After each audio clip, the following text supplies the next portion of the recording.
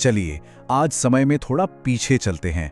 करीब 2500 साल पहले प्राचीन भारत के एक ऐसे दौर में जब सब कुछ बहुत तेजी से बदल रहा था। ये वो वक्त था जब पुराने जवाब नाकाफी हो रहे थे और नए क्रांतिकारी विचारों का जन्म हो रहा था। लेकिन उन विचारों में उतरने से पहले एक सवाल, क्या होता है जब दुनिया इतनी तेजी से बदलने लगे कि उसे समझना ही मुश्किल हो जाए? बस यही वो बेचैनी थी जिसने 2500 साल पहले भारत के कुछ महानतम विचारकों को सोचने पर मजबूर कर दिया था। तो आज के इस सफर में हम क्या क्या देखने वाले हैं? सबसे पहले हम उस उथल पुथल भरे दौर को समझेंगे। फिर हम उस दौर में पैदा हुए 3 अलग अलग जवाबों को जानेंगे। बुद्ध ने दुख का क्या हल बताया, महावीर का अहिंसा का रास्ता क्या था और उपनिषदों ने आत्मा की खोज कैसे की, और हाँ, आखिर में ये भी देखेंगे कि ये सारे विचार आज तक जिंदा कैसे हैं। तो चलिए शुरू करते हैं हमारे पहले पड़ाव से, नए सवालों का युग। ये समझना बहुत जरूरी है कि आखिर वो कौन सी परिस्थितियां थीं जिन्होंने एक पूरी आध्यात्मिक क्रांति को जन्म दे दिया। जरा सोचिए, नए नए शहर बन रहे थे, राजा पहले से कहीं ज्यादा ताकतवर हो रहे थे और गांव की जो सीधी सादी जिंदगी थी वो बदल रही थी। अब इस उथल पुथल और अनिश्चितता के माहौल में कुछ लोगों ने रुक कर सोचना शुरू किया, आखिर इस सब का मतलब क्या है? क्या जिंदगी में इस दुख और बदलाव से परे भी कुछ है जो कभी नहीं बदलता? और इस सवाल का शायद सबसे मशहूर जवाब एक राजकुमार की तरफ से आया, और यहीं से हम अपने दूसरे पड़ाव पे आते हैं, दुख का बुद्ध का उत्तर। ये कहानी है एक ऐसे इंसान की जिसने ज्ञान की तलाश में महलों का आराम छोड़ दिया। सिद्धार्थ गौतम की यात्रा कोई मामूली यात्रा नहीं थी। उन्होंने एक राजकुमार का ऐशो आराम वाला जीवन छोड़ दिया, सिर्फ एक सवाल का जवाब ढूंढने के लिए, दुख का अंत कैसे हो सकता है। सालों तक वो भटकते रहे, अलग अलग गुरुओं से मिले, पर मन को शांति नहीं मिली। फिर बिहार के बोधगया में एक पीपल के पेड़ के नीचे ध्यान करते हुए उन्हें ज्ञान मिला, और तभी वो बुद्ध बने, यानी ज्ञानी व्यक्ति। उन्होंने अपना पहला उपदेश सारनाथ में दिया और फिर अपनी पूरी जिंदगी पैदल चलकर लोगों को सिखाते रहे। और ये वही जगह है, ये सारनाथ का स्तूप है, ठीक उसी जगह पे बना है जहां बुद्ध ने पहली बार अपना ज्ञान दुनिया के साथ बांटा था। ये सिर्फ एक इमारत नहीं, ये एक वैचारिक क्रांति की शुरुआत का प्रतीक है। तो आखिर बुद्ध की शिक्षा का सार क्या था? इसे एक शब्द में समझा जा सकता है, तन्हा, यानी तृष्णा, एक ऐसी प्यास जो कभी बुझती ही नहीं। बुद्ध ने कहा कि हमारे सारे दुखों की जड़ यही कभी न खत्म होने वाली इच्छा है। हम हमेशा कुछ ना कुछ और चाहते रहते हैं, और जब वो मिल भी जाता है तो खुशी बस कुछ पल की होती है और फिर एक नई इच्छा पैदा हो जाती है। ये एक ऐसा चक्र है जो कभी खत्म ही नहीं होता। तो फिर बुद्ध ने इसका हल क्या बताया? उन्होंने कहा कि हाँ, जीवन दुख से भरा है और इसकी वजह हमारी इच्छाएं हैं, लेकिन अच्छी बात यह है कि हम इस इच्छा पर काबू पा सकते हैं, हर चीज में संयम अपनाकर, यानी मध्यम मार्ग पर चलकर। उन्होंने कर्म का सिद्धांत भी दिया कि हमारे कामों का असर हमारे इसी जीवन और अगले जीवन पर भी पड़ता है। और सबसे बड़ी बात, उन्होंने ये सब बातें संस्कृत में नहीं बल्कि आम लोगों की भाषा प्राकृत में सिखाई। और उन्होंने लोगों से कहा कि मेरी बात सिर्फ इसलिए मत मान लेना कि मैं कह रहा हूं, बल्कि खुद सोचो, खुद अनुभव करो।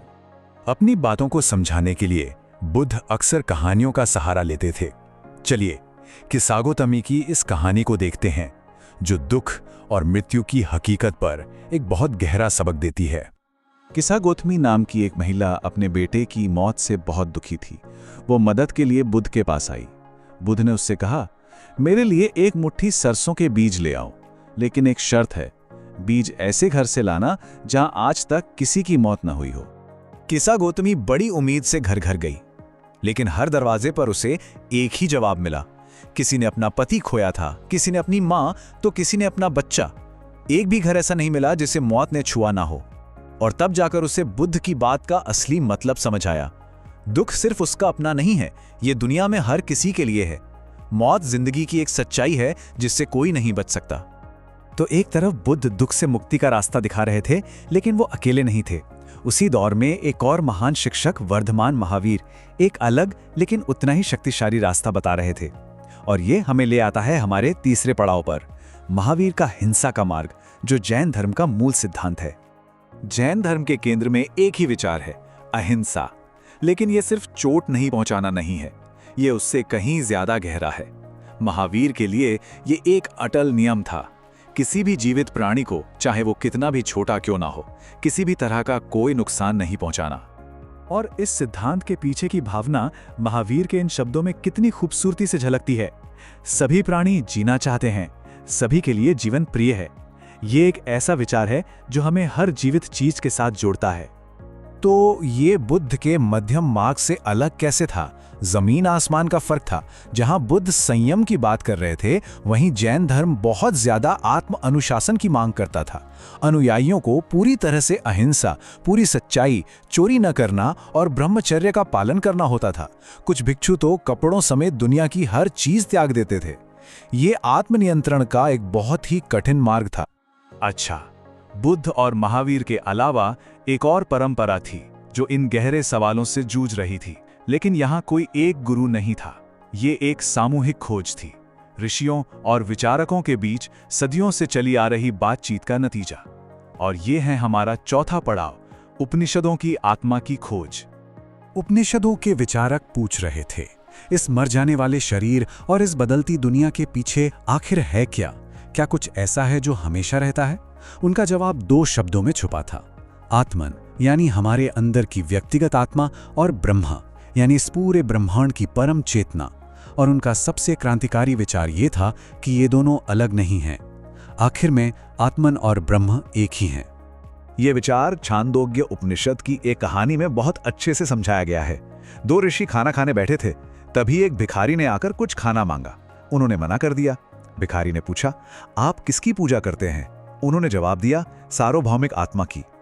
तो भिखारी ने कहा, तो आप ये जानते हैं कि सार्वभौमिक आत्मा पूरी दुनिया में है, यानी वो मुझ में भी है। मैं भी तो इस दुनिया का एक हिस्सा हूं, है ना? भिखारी ने उनकी ही बात उन्हें लौटा दी। तो फिर मुझे खाना न देकर आप तो उसी सार्वभौमिक आत्मा को खाना देने से मना कर रहे हैं जिसकी आप पूजा करते हैं। ऋषियों को अपनी गलती का एहसास हुआ। उस भिखारी ने उन्हें सिखाया कि ज्ञान सिर्फ किताबों में या बातों में नहीं है, उसे जीना पड़ता है। उन्होंने तुरंत अपना भोजन उसके साथ बांटा। तो हमने 3 अलग अलग दर्शन देखे, पर सवाल यह है कि ये विचार सिर्फ कुछ सोचने वालों तक ही सीमित क्यों नहीं रह गए? ये 250 सालों तक कैसे जिंदा रहे और फैले? और यही हमें हमारे आखिरी पड़ाव पर लाता है, ये विचार कायम कैसे रहे? इसका जवाब 3 चीजों में छिपा है। पहला, संघ, यानी भिक्षुओं और भिक्षुणियों का एक संगठन जो इन शिक्षाओं को जीने और फैलाने के लिए समर्पित था। दूसरा, विहार, यानी मठ, जो इन समुदायों के लिए स्थायी घर बन गए जहां वो पढ़ाई और ध्यान कर सकते थे। और तीसरा, जो शायद सबसे जरूरी था, वो थी भाषा। बुद्ध और महावीर दोनों ने ही आम लोगों की भाषा प्राकृत में शिक्षा दी, जिससे उनका संदेश महलों से निकलकर सीधा जनता तक पहुंच गया।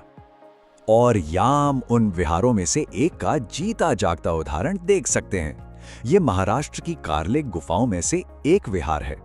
सोचिए, सैकड़ों भिक्षु और भिक्षुणियां यहां रहते थे, ध्यान करते थे और इन विचारों को पीढ़ी दर पीढ़ी जिंदा रखते थे।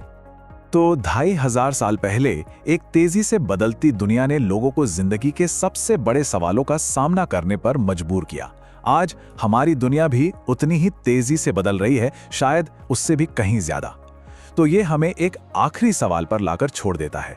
क्या वो पुराने सवाल, दुख, जीवन का अर्थ और अस्तित्व के बारे में आज भी हमारे अपने सवाल नहीं हैं?